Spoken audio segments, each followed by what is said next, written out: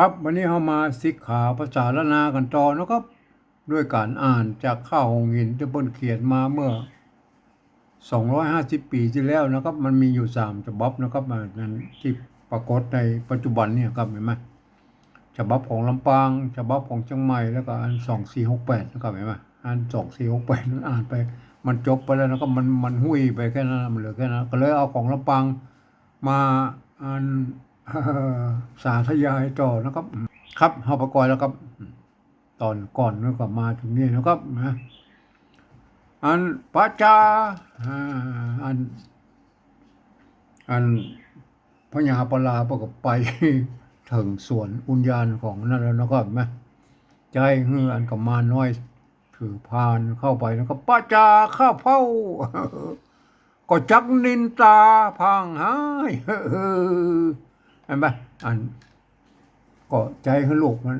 กำพานเข้าไปนะกำใดนะกำใดวันนี้เริ่มแล้วนะครับ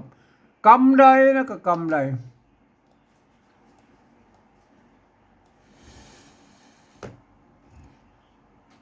กำใดดีนะกำใดดีปอจักผู้มันทวายไหมผมมันต้องเป็นเสียงตีนะครับเลยเติมมันไม่ขอจางเอาบนกำใดดีปอจักผู้ทวายนะทุกผู้ทวายมันเป็นได้โมโหเด้อภาษารุ่นนั้นนะผู้ทวายแล้วพักลูกเข้ามาเนี่ยมันก็ยังว่าถ้าพักลูกเข้านี่มันไม่ใจนะมันต้องพักนะครับ แล้วพักลูกเข้าเนี่ยมันยูหลังเข้าไปอ่ะอันกำมาน้อยพวกนั้นถือพานนะครับพานดอกไม้อ่ะไปขออันสุมาอ่าแล้วพักนะครับ แล้วพักเปลี่ยนเป็นสุภาพนะครับ แล้วพักลูกเข้าหานางไปหาวิมาลาเทวีนะส่วนพระส่วนพระธงนี่มัน ตะละโหงนี่อ่านเป็นตัวทอนะครับหรือถ้าอันดัดแปลงหน่อยก็อ่านเป็นตะลงนะครับตะลง หรือธงนะเห็นไหมส่วนพระธงยศธงยศนะครับพระสดพระสด อูสดอันอันเสียดสีนะพระสดพระสดซ้อนกลางอันสดก็คือแทรกไปอยู่ตรงกลางพระสดซ้อนกลางว่าขอองค์นางอย่าว่าขอองค์นางอย่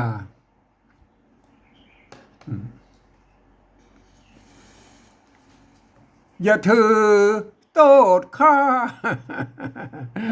แอบอยู่ข้างหลังอันกำมานนั่นเนาะอันกำมานน้อยมันถือพานเข้าไปพ่อได้หูเบา สารภาพแล้วพ่อได้หูเบาบอกกึดหลังหน้าย้อนอีปาลาเนี่ยมันเป็นอันคนพานนั่นแหละปาลาพานน่ะอี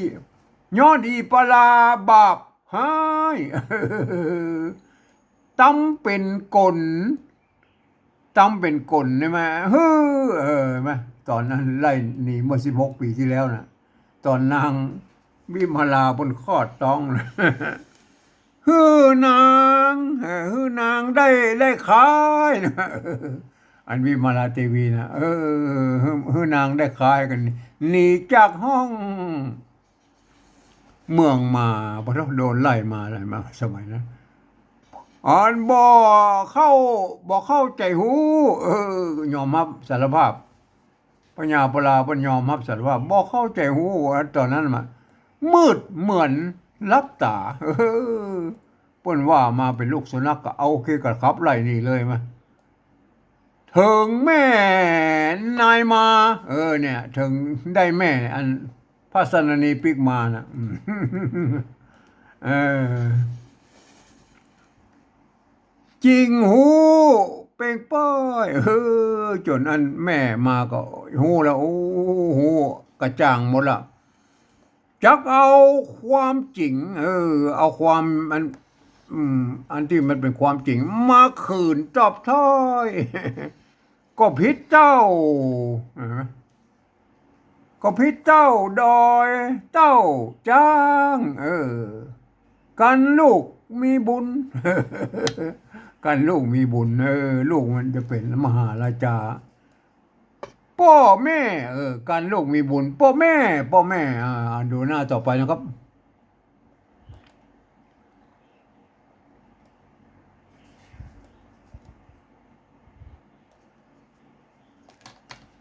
พ่อแม่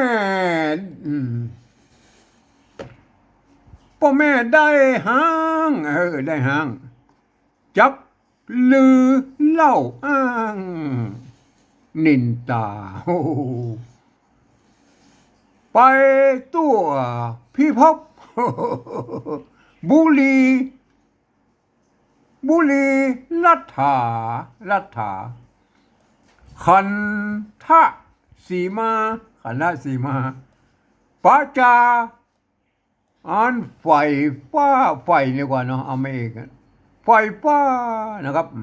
เติมไม่เอกไปหน่อยไม่เยาะ อ่า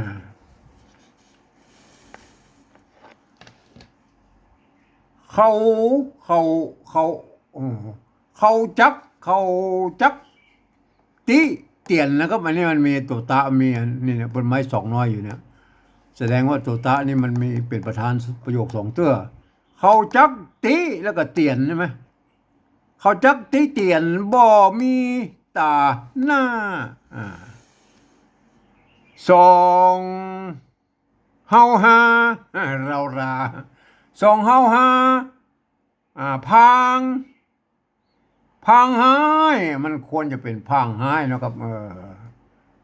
พังหายนั่นแหละโอเคนะครับสองเฮาหาพังหายคอกับนางเอาละ ขอกับนางอันพญาปลาปนขอโทษนะขอกับนางปิกปอกงวยปิกปอกงวยนางปอปิกปอกไว้เมื่อสู่ เมื่อสู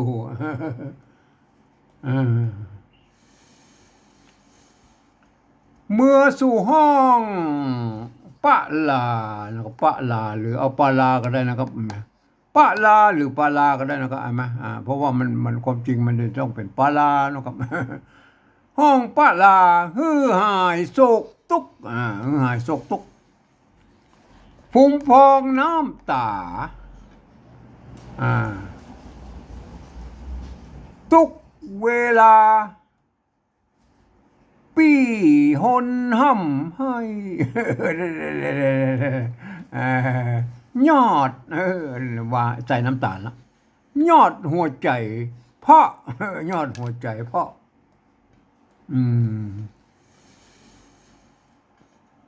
เพราะได้เงาใบ ว่าตัวเองเพราะได้เงาว่าย้อนอีจังไรเหล่านอน จักอยู่กินสั่งจักอยู่กินสั่งนะอยู่เนี่ยยังดงจ้องจานอย่ากึดมินสั้น หันเบา หกนะครับหกนางหกนา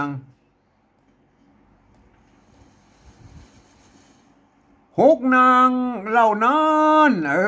เอามินข้าเหมา มาแปดนงเยาอันสนมนะที่สมัย16 ปีที่แล้วนะได้หนีจากข้าเอาไปพหารเอาไปฆ่าหมดแล้วมันเนี่ยพหารละฮือสมน้ำหน้านะครับฮือสมน้ำหน้า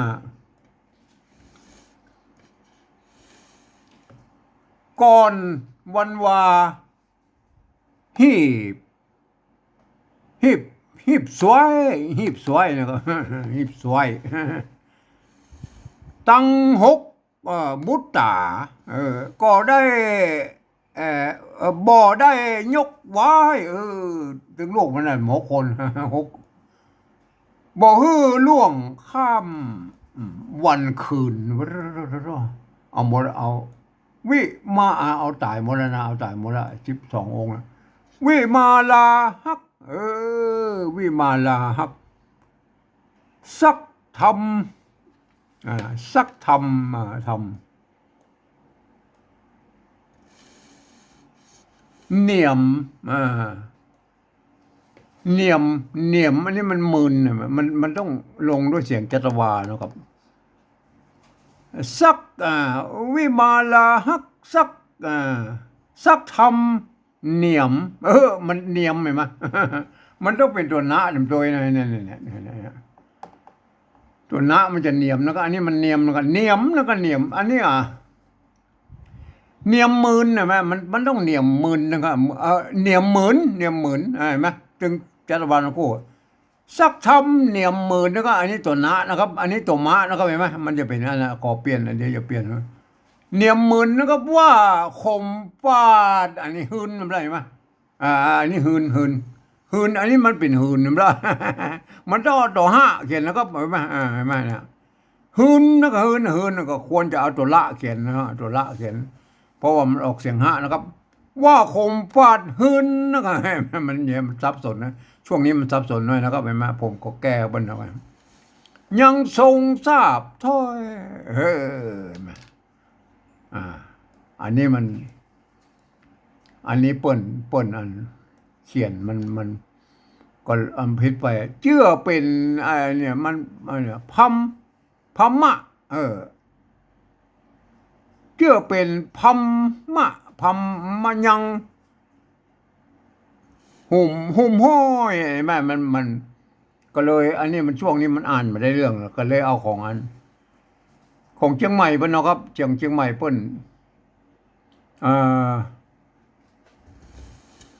ทรงทราบถ้อยนะครับมาของเชียงใหม่เพิ่นเป็นเทิงภูมินหูเบาใจน้อยเนี่ยอันบนเบานะครับเอาของเรียกใหม่เชียงใหม่นะครับหูเบาใจน้อยอันนี้ถูกละก็พิษฮีดหอยบ่พิษกรรมนะครับกรรมเอาละตกลงเอาของเชียงใหม่มาผสมด้วยนะ กำเข้าในหูกวนลีห้ำปิดจริงจักถูกต้องโบราณนะครับโบราณเต็มคืนปอกปิกเมื่ออยู่สันทานบ่ฮู้อันนี้มีมาลาเป็นอูแล้วเนาะบ่ฮู้ว่ามานว่ามานจักมาเกิดใกล้มันจะมีมารมาเกิดใกล้กันละกันมีสนมถ้ามีเมียอันสนมมานคนหนึ่งแทบองค์ไม่ได้เอาละตายละหกนั่นก็ตายไปแล้วถ้ามีใหม่มารอเนี่ยเลยน่ะกลัวจักบรรลัย อันเปื้อโยเปื้อโยเปื้อโยกับเปื้อโยนะคออยู่ตามเห็นไหมอันวิมาลาบ่นะคออยู่ตามตามคออยู่ตามกำอย่าให้จำจุจะอยู่เนี่ยอยู่อุญญาณน่ะเถิงถูกท่านส่องตีถึงจะโดนท่านแล้วก็หัวสัก2 ตีสองครั้งนะเต็มอยู่ป่าไม้เงินคำบ่มีซ่อเลี้ยง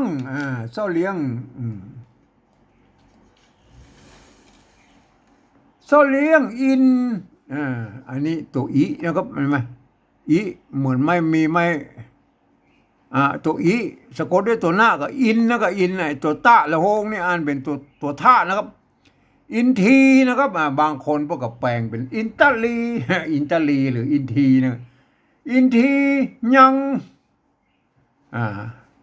ยังปออาบใส่ขอใจบ่ไปจะอยู่ชีวิตจิตใจจักหาในได้ชีวิตจิตใจมันเอาไม่ได้ละคอพระภูวะในโพดไว้ขอเตอร์อันพระโพวะในอันพญาปลา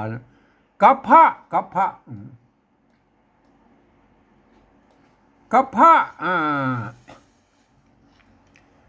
บุตตาอยู่กลางป่าไม้จะอยู่กับลูก2 คนอยู่ในป่าไม้เนี่ยกับปู่ย่าเท่าปู่ย่าเท่าอันที่อยู่ในสวนน่ะตายายนะครับอันเนี้ยตัวยะเนี่ยตัวยะนี่อ่านเป็นยอยักษ์ใครนะตายายนะครับเห็นไหมอันนี้ตัวญ่เห็นไหมอ่านญ่นะญ่เห็นไหมปู่ญ่ตัวญ่นี่อ่านเป็นยอนะครับมันเป็นยอเป็นอันยอยักษ์ละนานะครับอันตัวยุยะนี่อ่านออกเป็นเสียงยอยักษ์ไทยนะครับปู่กับปู่ย่าเท่าตายายนะก็ตายายไม่ใช่ตายายนะครับตายายนะตายายพระองค์เติกแกนพญาปลาเติกแกนหนีบนั่นใจหนีบนั่นใจหายถึงพญาปลาอย่างใดเนี่ยเอาเราอ่านหน้าต่อไปเราหนีบนั่นใจหายนะครับ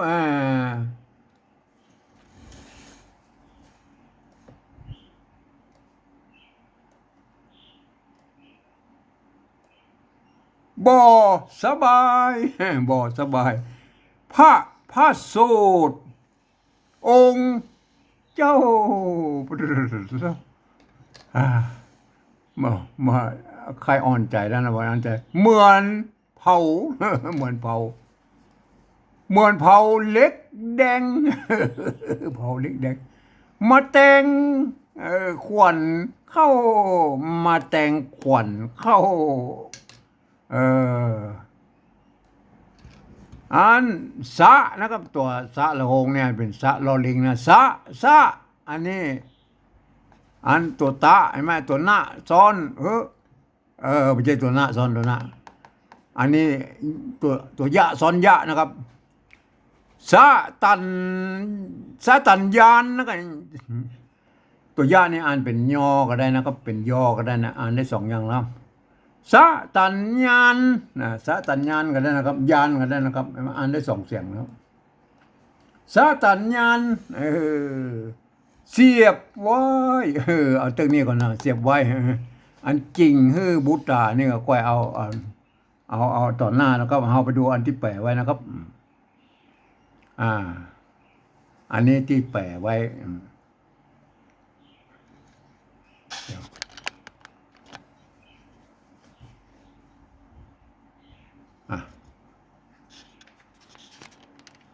ปรับหน่อยโอเคอันจิ้มน้ำหน่อยนะครับ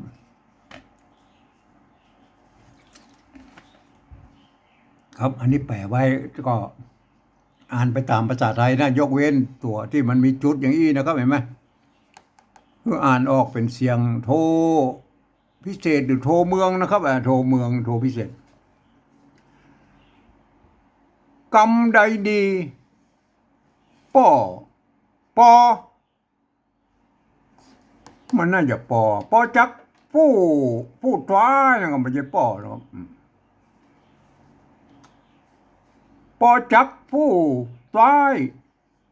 ปอโทษทีปอกับพญาปลานะโทษทีกรรมใดดีปอจักผู้ท้ายแล้วพักลูกเต้าหานางส่วนพระธงยศ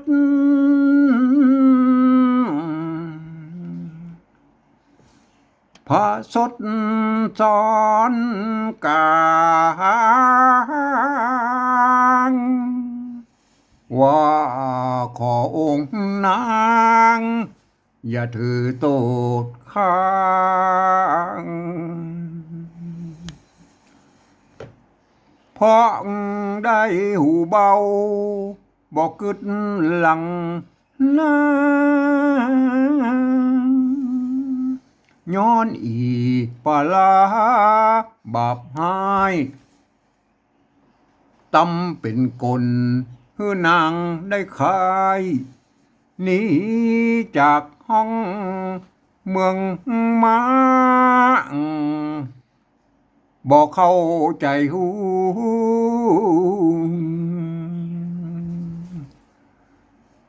มืดเหมือนลับตาเถิงแม่นายมาจริงหูเป่งปล่อย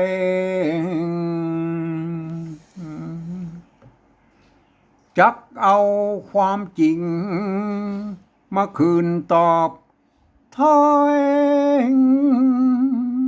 ก็ผิดเจ้าดอยเจ้าจางกันลูกมีบุญพ่อแม่ได้ห่างจักลือเหล่าอ้างนินตาไปตัวพิภพบุรีรัฐาขันทะสีมาประจาไฟฟังเขาจักติเตียนบ่มีตานางสองเฮาหาพังหายขอกับนางปอปิกปอกงวายเมื่อสู่ห้องปาลา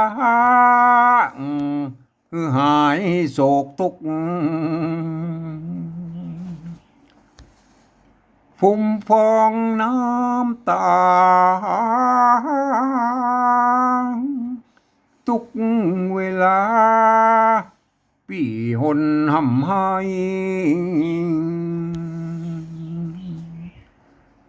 ยอดหัวใจเพราะได้เงาใบย้อนอีจังไรเหล่านั้นจักอยู่กินสั่งยังดงจ้องจันอย่ากึดหมิ่นสันหันเบาอกนางเหล่านั้นเอามินขะเมา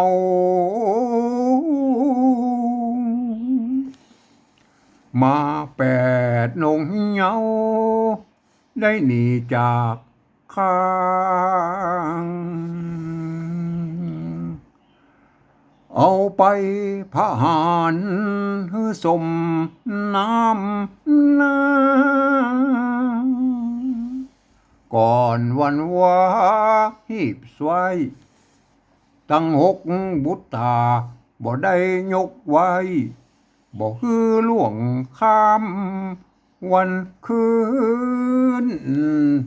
วิมาลาหักสักทำเนียมมือ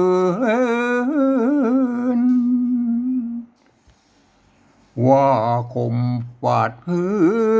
นยังทรงสาบถอย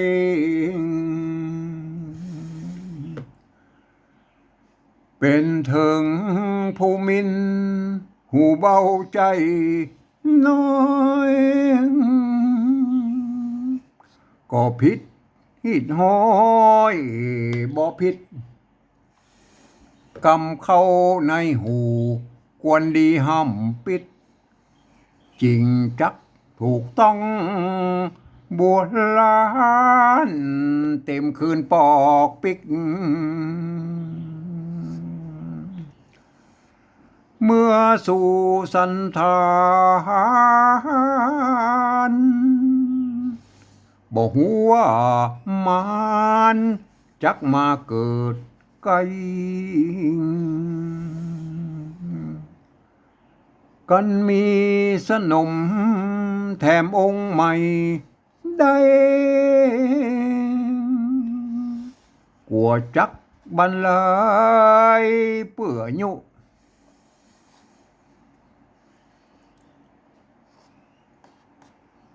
อันนี้อันนี้อันนี้ขอเอาขออันนั้นชำระเพิ่นหน่อยเอาเปื้อนปุ๊เนาะ อันนี้มันยุมันอย่างใด เอาปุ๊แล้วก็ปุ๊กลัวจักบรรลัยเปื้อนปุ๊ขออยู่ตามกรรมอย่าให้จำจุถึงถูกท่านส่องตีเต็มอยู่ป่าไม้เงินคำบ่มีเสาะเลี้ยงอินทียังปออาบใสชีวิตจิตใจจักหาใน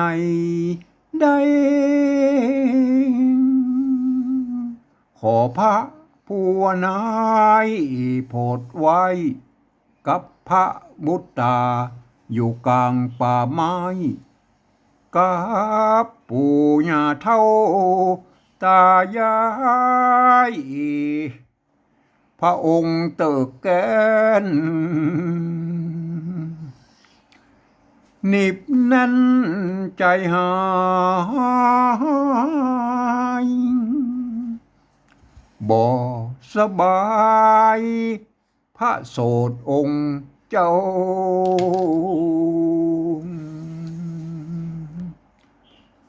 เหมือนเผาเล็กแดงมาแต่งขวัญเขาสะตัญญาณเสียบไว้สะตัญญาณเสียบไว้และนายเฮยครับพญาปน